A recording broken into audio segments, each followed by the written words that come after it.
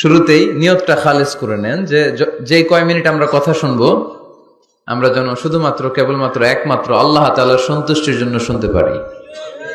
আল্লাহ তুমি তৌফিক দান করো। আরো জোরে সবাই পড়বো আমিন। যে পরিমাণে তাফসির মাহফিল হয় এদেশে, ওই পরিমাণে হেদায়েতের ছোঁয়া স্পর্শ দেখা যায় না দেশে। তাফসির মাহফিল হয়, আবার ক্যাসিনোর ব্যবসা হয়। তাফসির মাহফিল হয়, আবার পেঁয়াজের দামও বাড়ে। তাফসির মাহফিলও চলে, লবণের গুজবও ছড়ায়, হয় না? তার মানে যে পরিমাণে এটার ইম্প্যাক্ট ইন দ্য সোসাইটি, এটার প্রতিফলন, এটার প্রভাব সমাজে থাকা দরকার ছিল, ততটা নাই। একেবারে যে নাই তা বলবো না, আছে।